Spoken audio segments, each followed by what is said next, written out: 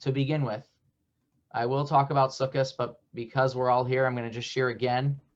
Yeah, Sukkot, sorry. If I said Purim, my bad. Thank you, Paula. I must be getting prepared for Simchat Torah already. A little bit of knobs. Exactly. Which we'll talk about maybe a little bit too. I'm going to try to keep it a little short because I do hope that everyone will share their own insights, questions, a little bit different than what we've done in the other times where I spoke most of the time. So the way I would like to do it is I'll share a synopsis, sort of like a brief informational part about each of the aspects of Sukkot, and then we'll be able to take some questions and maybe some of your own insights and things that you've learned about the holiday that you would like to share. So the first thing is the holiday of Sukkot, as we know, is pronounced Sukkot, Sukkot. There are many different pronunciations. In the Torah, there are actually multiple names for the holiday. And I think it's always nice to begin with the holiday name to learn a lot about the holiday itself. So number one is Sukkot can translate to booths. And this idea is that we're in a hut, we're in a temporary hut. And this is one of the few holidays that does not commemorate an actual date on a calendar of some event that occurred. This holiday is all about thanking God for his time that he had protected us in some sort of a temporary structure as well. What was that temporary structure? That was the clouds of glory that protected us as we traveled through the desert. So because of God's graciousness and God's protection as we travel through the desert from Egypt all the way to Israel and the promised land for 40 years, we then, for 7 days out of the year, it's 8 days outside of Israel, we then make our own huts and we show God that we appreciated those miracles. But it's also a little bit more, I think, sentimental to a degree that says we realize everything we have is from God. Even the roof upon our heads, the structure, we have to thank God for. So we move out of our home, we move out of our comforts, and we live in this structure for 7 days, like the Torah says, 8 days, and we eat there. Many people sleep there. We drink there. And there are different rules and laws about that. If it's uncomfortable, do you have to sit in there? Do you only do the blessing there? So I'm not going to go into that part. We can talk about that in its own discussion later. But in the sense of the important parts that I want to share in the beginning, the idea is that we live in this sukkah. And living includes eating, drinking, sleeping. Does everyone sleep in there? That's its own conversation. Is everyone so careful to only eat and drink in there and nothing else outside of it? That's its own conversation. But from the Torah's perspective, it says live in this, and living is the way we would sit in our own home. So in Israel, this is something very interesting. You'll find that people bring their couches into their sukkah. They really try to live there for the days of the holiday, where they'll relax in there, they'll study in there, they'll schmooze in there, and it's a beautiful thing. You're surrounded by an aura, a holiness of God, because you're in the mitzvah. You're enveloped by God within all four walls. And in that aspect, it's actually quite unique, because most of our mitzvah that we do, if I'm eating and making a blessing, it's my mouth that's involved. If I'm praying, it's my mouth. If I am thinking, it's my mind. And just go through the different mitzvah. Charity, it's your hands. Walking to do a mitzvah, it's your legs.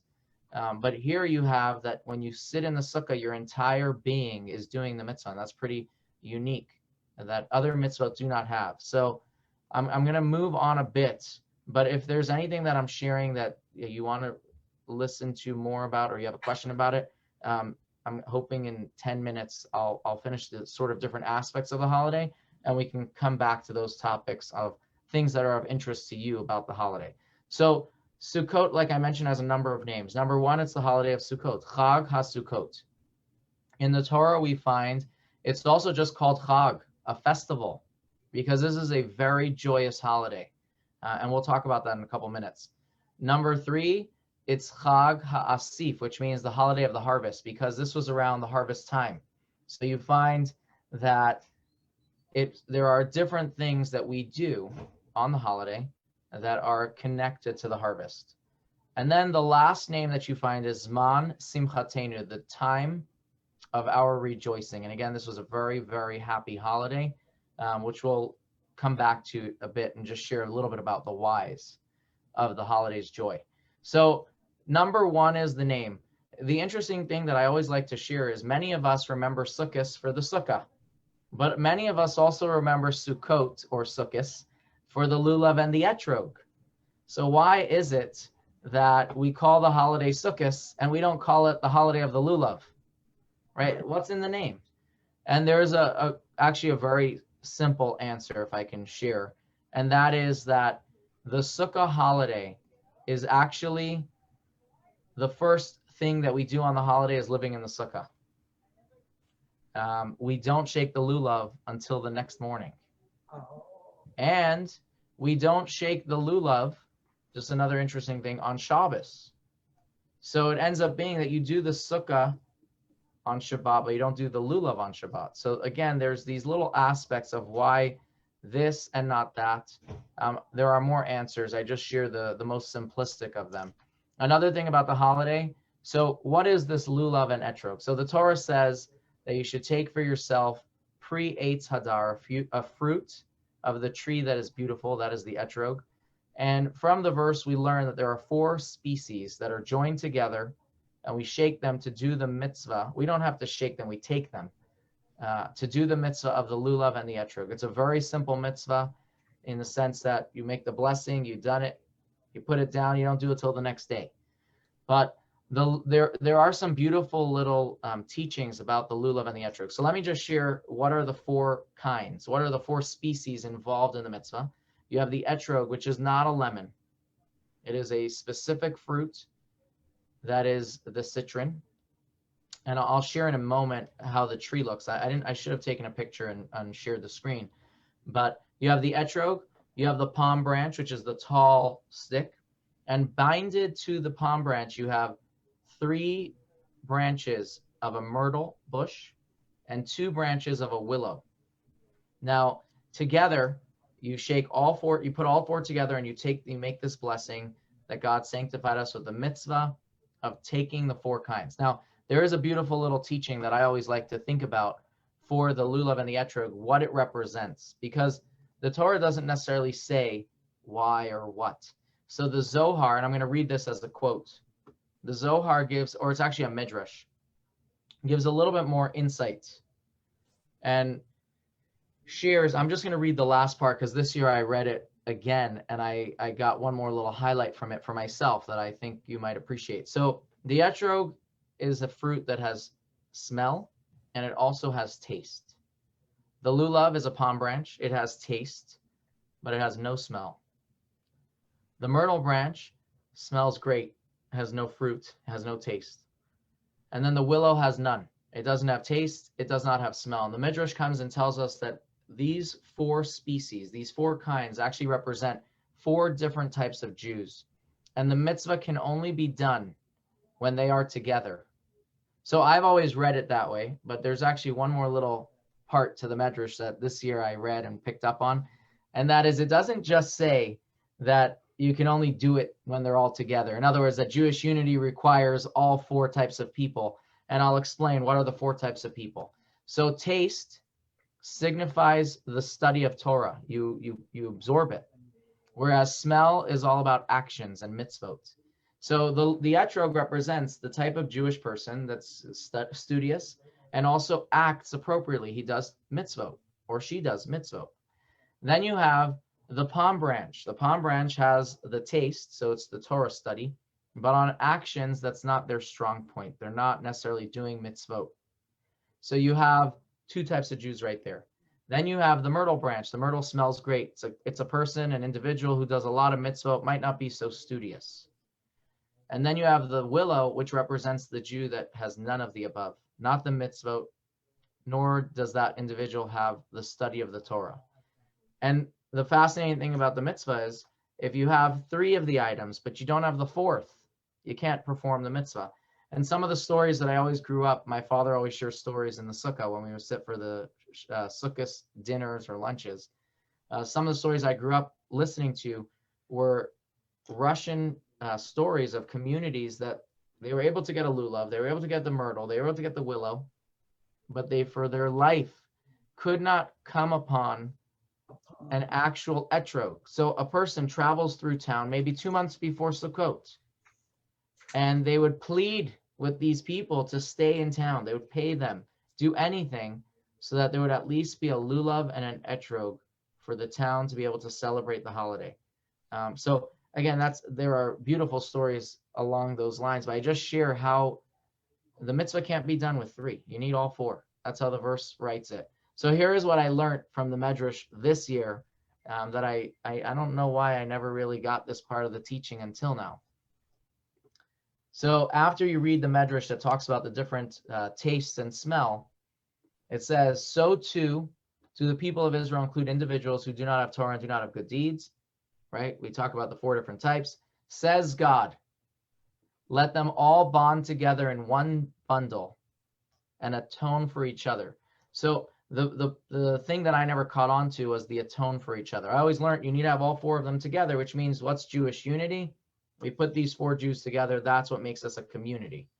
But the wording of the Medrash is actually more, I'm going to say, insightful teaching. It's saying that we all need each other. It's not just that we're together if we're a community and we include everyone, but it's saying we atone for each other, meaning the absence of one requires the qualities of the other. So we require each other to be part of this. It's not enough that a community includes people, but we're not a community unless we have those voids filled in by the others that join the community, who might not have the strengths of the others. So the one who has nothing still gives something, which is quite fascinating. It's stronger than just saying we're together as a community by including all the parts.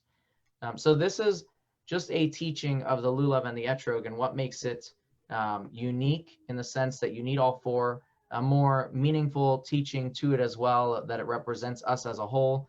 And I know, the holiday of Sukkot has this theme throughout the holiday, that we are united and the Sukkah unites us all. In fact, no one can do the Sukkah holiday better than someone else. If you're sitting in the Sukkah and next to the greatest sinner, you're doing the mitzvah just as well as that person is. So there is this unity theme. I always like this little teaching that someone shared, that the Sukkah is like an embrace. You know, you're sort of being enveloped by God on all sides in the Sukkah. It has to have at least 3 built walls.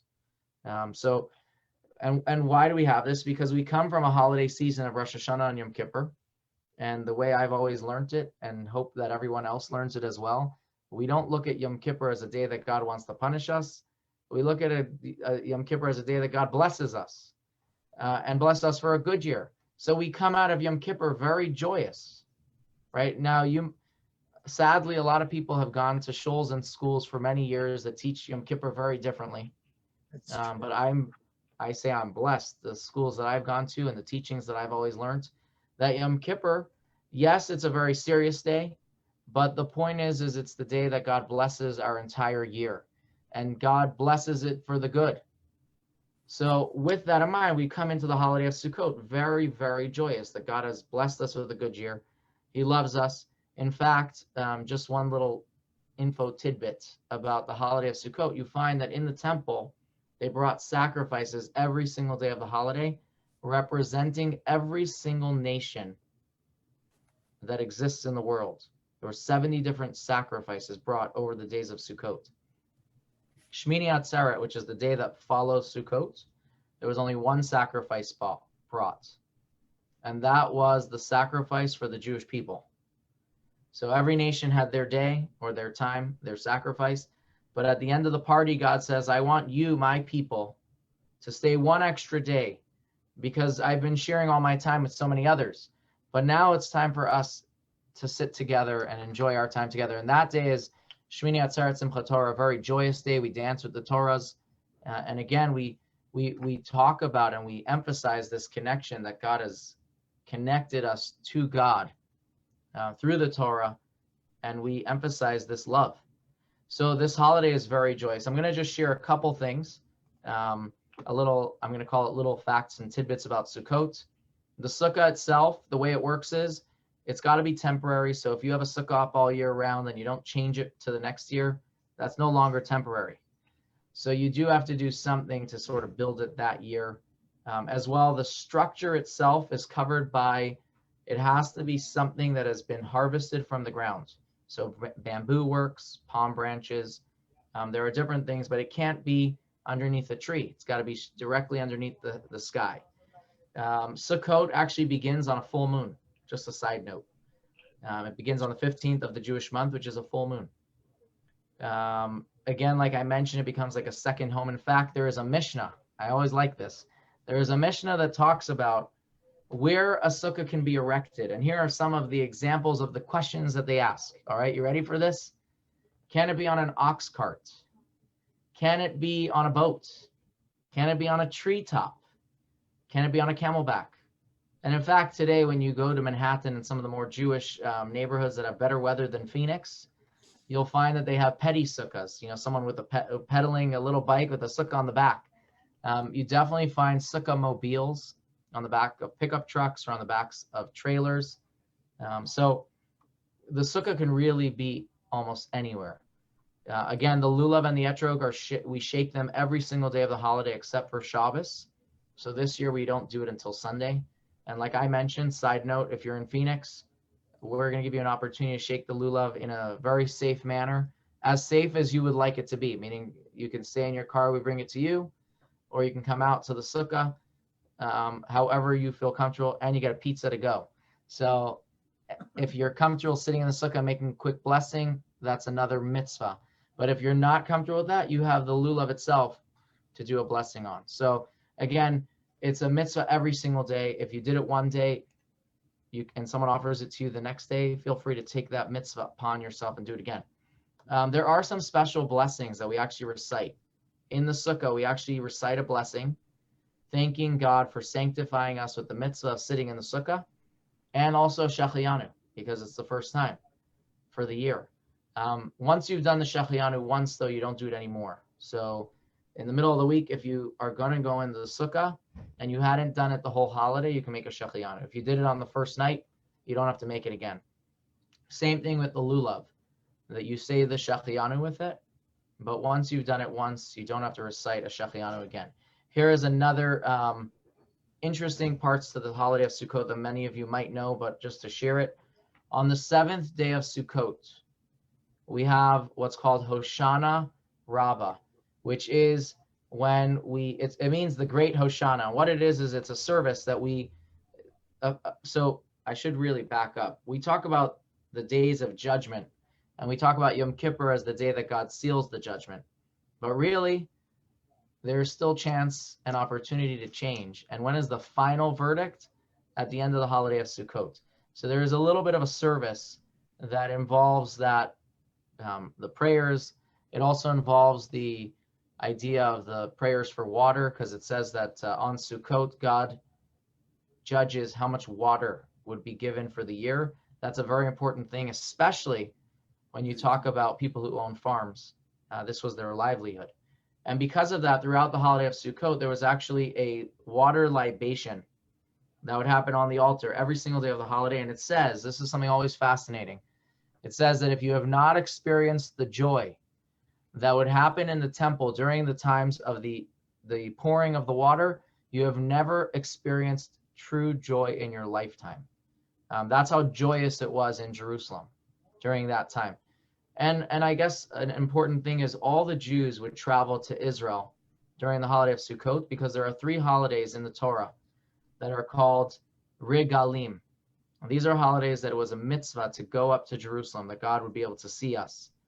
And Sukkot is one of them. Rosh Hashanah is not, Yom Kippur is not, but Sukkot is, as is Pesach, Passover, and as is Shavuot. So you have all the Jews gathering in Israel. It says dancing would go on all night. People would fall asleep dancing on the other guy's shoulder and continue dancing. That's the experience in its own right. So again, it was very, very joyous. Now, what I wanted to share, the last thing is there's a movie that many of you know. It's called Ushpizin. If you've watched this is an Israeli movie that received tremendous reviews I don't remember if it was like in the early 2000s. I think that's when it was. And it's all based around the holiday of Sukkot. But even more so, it's based around this idea that there were guests that came to the sukkah of the main character. I'm going to give you a little spoiler alert. They were, I think, people who escaped from prison. I don't remember the story of the movie too much, but there are some images that I always remember. Number one is there was an image, I think, towards the beginning where the main character is buying an etrog, and he's inspecting it and looking with a magnifying glass for blemishes. And some people laugh at that. You know, you're working so hard to find the perfect etrog, and it's expensive. But really, this is the beautiful thing about the holiday. We do things for God that we want them to be as beautiful as possible. So the name Ushpizin, the name of the movie, actually translates to guests. It's in Aramaic. It's the native tongue of the Talmud. It was the native tongue of the Jewish people. It's also the language of the Zohar. And the idea of the Ushpizin, the guests that come to the Sukkah on Sukkot, comes from a passage in the Zohar that throughout the holiday of Sukkot, we have guests that visit our Sukkah. And I'll just share who they are according to this teaching. On day number 1, you have Abraham. On day 2, you have Isaac. On day 3, you have Jacob. Day 4, you have Moses. Day 5, you have Aaron. Day 6, you have Joseph. Day 7, you have David. And in the people who refer to this, there's like sort of like a prayer that people read in their sukkah to welcome the guest of that day. Again, these are traditions and customs that people do or don't do. This is not something that's a mitzvah, but again, it talks about the spirit and the holiness of the holiday. I'll share one more thing, and then I'm going to defer for questions. But many people, like I mentioned, sleep in the sukkah, right? And Chabad, I share this because it's just another interesting insight, does not sleep in the sukkah. Now, why don't we sleep in the sukkah if everyone has this custom? And then to add another custom that we have, if it rains, many people leave the sukkah because you shouldn't be annoyed by the mitzvah. You shouldn't be uncomfortable. And if you're Chabad, you sit in the sukkah even if it's raining. It's like, this is so warped. You know, they sleep, we don't. If it's raining, they leave, we stay in. Well, what's up with that? And the short answer is the holiday of Sukkot, the sukkah itself has such a holy aura about it and a holiness to it that for those that leave the sukkah when it's raining, it's uncomfortable for them because rain is uncomfortable and you get wet and you have to eat. But the way we look at it, and this is not to say the others have it wrong, it's just another perspective of it, is that it's so holy in here, why would I leave? I don't feel the uncomfortableness of the water because I'm surrounded by this godly aura and holiness and spirituality. And that's the very same reason why we don't sleep in the sukkah. How can you sleep in a sukkah with such holiness? On the other hand, that doesn't mean I should be sleeping inside. It probably means that I should be staying in the sukkah all night studying and just not sleeping type of a thing. But I just share, I share that because I want to emphasize how holy we consider the sukkah. And for that reason, you find in the Code of Jewish Law, my daughter was bringing home a paper yesterday of things that we don't put in the sukkah, things that we do put in the sukkah, like, you know, because it's holy, you don't put the garbage in there type of a thing. And because it's got this aura to it. But again, the idea is to treat it with that idea that it's a special mitzvah and to appreciate it even more. Again, like we mentioned, this year is a very special year in the sense that many things are not celebrated the way we usually would celebrate it. And for that reason, I will stress again that however you are celebrating it, to be safe is the right way. Don't feel guilty. Don't feel like you're cheating yourself on mitzvot and on God this year. You're not. You are doing exactly what you need to do to be able to celebrate another Sukkot, God willing, next year in good health. So I end with that point, but then I do want to open up for questions and perspectives that maybe you have. Mel, I see you have a question. What's up? You mentioned the 70 animals that during the holiday, every day, the number of animals that are in for right, for the sacrifices. For the sacrifices. What do we don't do sacrifices today. What do we do today in commemorating the 70 nations or the 70 items? Okay, great question. So there's always this passage, and I'm not sure where the quote comes from, but I know where I read it. It says that we offer our lips instead of the sacrifices these days, right? We read a prayer about them. So during Sukkot, we actually read the Torah every day in synagogue, and we read about those sacrifices. Right. So that's one of the things that we do in the holiday. Okay. But I think also an interesting perspective to this whole thing that we're bringing sacrifices for other nations is it goes to show that the way that Judaism views this entire season is that God gives life and blessings to all people, not just to Jews. We don't get singled out. So that's always an important little addition. We never get any benefit from that in the world, though, do we? Probably not. Probably not. But yeah, that's a good question. I like that. Stan, did you have a question? Or sorry, Ethel, go for it. I was always taught the lulav was symbolic of a person. The etrog was the heart, the willow was the lips, the myrtle were the eyes, and the palm was your backbone. Yeah, so I've always heard that as well. You know, going to school here at the Hebrew Academy in Phoenix, they would share that as well, and kind of with a little teaching, saying that each, I guess, limb or organ that it represents is meant to be used in a positive way. So the heart, always think of others in a positive way. The myrtle, they always said, was the eye, always look favorably upon others. The spine, the palm branch, stand proud and be very tall and proud of your Judaism. And the willow, which was the lips. Did you say those four? Is that the same ones you said? Yes. To speak kindly about others. Right. So yeah, I did grow up learning those. I don't know a medrash for that one, so that's why I didn't share that one. But yeah, I did also grow up always learning that. It's funny, you always say medrash, we say midrash. Midrash, yeah, it's both. I say both, depending on who I'm talking to. But yeah, that's a good, thank you for adding that. I think people appreciate that one as well. Any other questions? What's the name of the movie that you talked about and where can you find it? So it's called Ushpizin, and I know 2 people asked me if I can write that into the chat. I'll do that. I don't know if it's on Netflix or Amazon or not. So let me write that. Hold on. How do you spell it? I'm putting it in right now. Yes. Here we go. Let's see. And I'll look if someone does not find it while we're still chatting. Let me see if I can find it quickly. Ushpizin.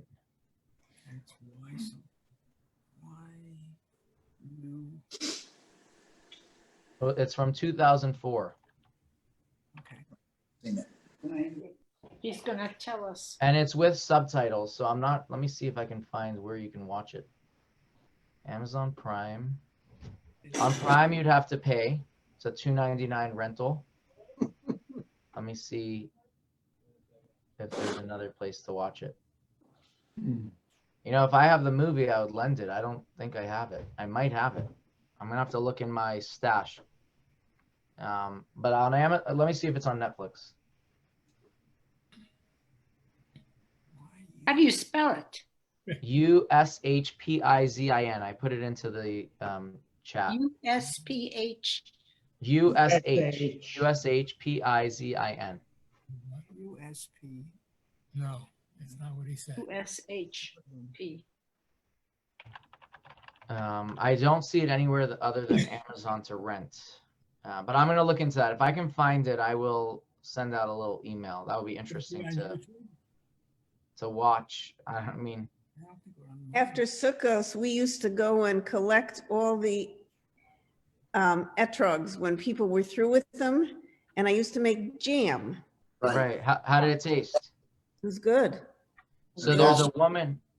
There's also alcohol, a liqueur. Actually, I think it's Total Wine that sells an etrog liqueur or something. Right. I've had that. But here's something interesting, Paula. I like that you said after Sukkot.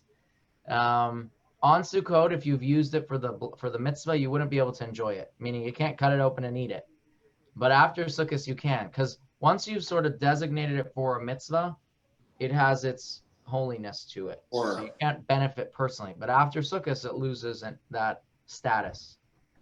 Yeah, there is a woman that I'm close to who every year after Sukkot will come around with a bunch of jars and share it with everyone. And she writes a little, maybe she has a text that it's like a omen for something. I don't remember. I feel like she always writes something on there. But yeah, so that is definitely a good, if you know how to make it, you can take the sourness away from it. Right. But yeah, they're not a sweet fruit. So although it's a fruit, it's not something you would eat or even squeeze on your salad or anything like that. But smells wonderful. Yes. I always like scratch and sniff. You know, but there is something interesting. You know, what makes an esrog beautiful? I mean, in the Ushpizin movie, if anyone does watch it, and I can actually share the picture is, him looking at his esrog. And I don't remember the big theme of the movie other than, the people who broke out of prison. Yeah. What's the significance of the stem? And if it breaks off? Okay, so Sure. so the significance of the pitome, which is the stem, it's not the stem that it grows from the tree. Right. It's It's the other end of the fruit. The significance is the fruit has to be unblemished. If that breaks off while it's on the tree, you can use it. If it breaks off after it fell off the tree, the etrog can't be used for the mitzvah. So that is its significance. So some people, like myself, I have kids. I'm not looking for one with a pitome because I don't want that. I don't want to have to make sure They don't if break it drops and breaks. Can you glue it back on? You could, but that's, that doesn't work for the mitzvah. It'd be just a good art project for your 3-year-old. You know what I mean? Isn't the etrog native to Israel? So, okay, so here is actually a really beautiful little, I think this is also a midrash for you to pronounce it that way. So it says that the verse is very not clear when it says it doesn't say take an etrog, and it doesn't say what an etrog looks like. It just says a fruit of the tree that is beautiful. Pre-Eitz Hadar. What fruit is that? Moses was confused. So it says that God took an etrog from a tree and gave it to Moses to show him. Where was that? The tradition says that was in Italy, Calabria, Italy. Really? So, yeah, so because of that, you find that there are 2 types of etrogs that people will buy these days and spend money on. Israel and Italian ones. And even the Italian ones have been planted in Israel so that you can get the Italian crop, sort of from Israel. And you actually, I don't know if it's true, but I see when they come to the store here, because we have it in the gift shop, they're actually, there's something about the Italian ones. They have a different type of shape. I might be wrong. It just might be what we get. But when I've seen the Israeli ones that are made from Calabria etrogs, I feel like they retain that shape as well. Now, again, the point is it doesn't have to be from Italy, but some people like that because it adds a little bit more meaning to the holiday. We do things that resonate with us. But it does not have to be from Italy. But I actually have, in fact, is it in my office? Yeah, I have my etrog here, and I'll show it to you in a minute. It's an Italian one. How is Italy listed in the Torah or in the Well, it Midrash? uses the word Calabria. You know what? I'm going to Google this one because I don't have the source in front of me. I think the verse, let's see. Let's see if we can find something that says, okay, here we go. Why an Italian etrog? Of the 4 species of plants that we take together on the holiday, the lulav, etrog, hadas, and arava, which is the palm frond, citron, myrtle, and willow, the etrog stands out. It's the most beautiful of the 4, and let's face it, the most expensive. Citron trees are small and delicate, and they only grow in warm climates. Although one can get a kosher etrog from a number of different countries, in fact, in Arizona, if you remember reading in the Jewish News a number of years ago, and for those of you who know Jay and Karen Beiser, their son planted a huge etrog orchard, and I know that their goal was eventually that they would have them in time for the season to be able to sell them. I don't know what happened in the end, but he definitely has trees here that have the etrog on it. Some are particular to get their etrog from specific regions, like we mentioned, Calabria, grown on the southern Italian coast in the region of Calabria. They're also known as Yanavar etrogim, since Yanava is Yiddish for Genoa, the port city in northern Italy. Now, why are they so prized? So here we go.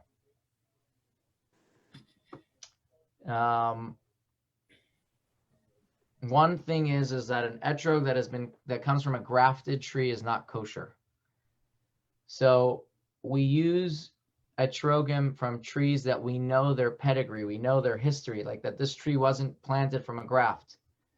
So for that reason, since we know that people have been buying the etrogim for thousands of years from that city, we know it has sort of a tradition that they were not grafted. So that's one reason. However, just so you know, that's not a guarantee anymore, because they have in a parentheses here, after World War II, some of those farmers started grafting their trees. And therefore, because of that, there are actually supervisors, like as in a mashgiach that we have, a kosher supervisor, that will supervise these orchards at all times during the harvest, making sure that they were picked only from ungrafted trees. Okay, so how far does the tradition go? It's a Rashi. So Rabbi Shlomo Yitzchaki in the Torah is the foremost commentator on all verses in the Torah. And he says that the tradition goes back to Moses. He's the one who quotes it. So that's the short answer. Okay. And again, it's like what I shared, that he didn't know what they were, so they sent and brought some from Calabria. I don't have any more details on that. Aren't there a lot of etrogs from Egypt? No, I think we get the lulavs from Egypt. Lulav, okay. Yeah, in fact, I think even in Arizona, they get them from Yuma area. If you remember a couple of years ago, and it might be 5, 6, 7, my years on this are not exact, Egypt was going to ban exports of lulavs. Why? Because, Egypt and Israel weren't on good terms that day. So, and maybe for another reason as well, I don't know. But they started looking for other sources, and I know that Arizona was one of them. So that's just an interesting little detail. When did Moses go to Italy? He didn't. Moses didn't go to Italy. That doesn't say. It says that they brought it from there. Whoever, God or the angels, brought the etrog from Italy. That's the idea.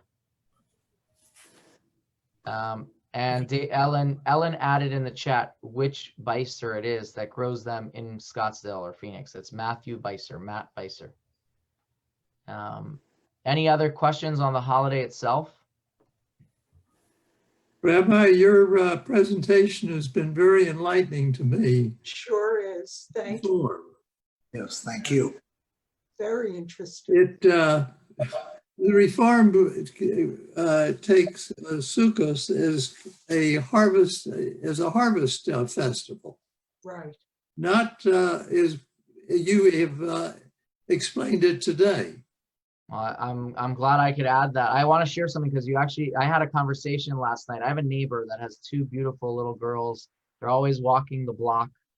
I think one's 4 and one's 2 maybe, and so last night anytime he sees me outside, he asks me if I need anything. We're a similar age, nice guy. And I'm outside schlepping a bamboo mats from my car to my backyard.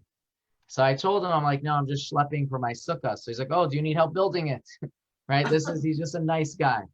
And he's Catholic. So we were talking about it. I said, it's a festival of booth. I'm not sure if he knows the Bible well enough to recognize that holiday. But one of the things that he mentioned is he really likes that, a lot of the Jewish traditions it's just the way you live it, and it's part of practicing, because growing up Catholic, he's like, there isn't something like that for his kids. Yes, there's services and, a couple things, but it's not the same way. So it's just an interesting, I guess, insight for me. But I always knew that Judaism is a way of living. It's not just about a book. And it's definitely not about harvest as much as it is about the action. Sitting in the sukkah, even if we don't know why, is connecting to God. It's the mitzvah. And mitzvah comes from the word to connect. So anytime you do a mitzvah, it's an opportunity to connect to God. So that's why I always like to say it's not about all, it's about one. When you're doing this one, you're connecting. I You do another remember, one, you're connecting again. So that's, Yeah. I think, a very important thing to always remember. There's no such thing as hypocritical in Judaism. I remember years ago that I went into a synagogue and there was a sukkah in the shul. Wow. That I've never seen in my life. So it's funny. I have never seen that either, but I have seen, and I've never been to a house like this, but there are some very well-off people who want to have a very comfortable sukkah in some of the Jewish neighborhoods that they live in, Israel, New York. And what they do is they have a roof it could be their dining room, literally, a retractable roof, and they build their sukkah right there. If it rains, closes. So, because you can have a big issue. The story goes that it was a policeman who sees this structure outside of an apartment on the 5th floor, let's say, and he goes up and he issues a summons because if it's an extension of the apartment and therefore a living space. So the father of the family goes before the judge, and he says to the judge, "This is sukkah." And the judge, who happened to be Jewish, said, "Of course it is. Case dismissed." Well, I've heard slightly different. Go ahead. I've heard slightly different. And they say this is possibly true, meaning the joke comes from a true story.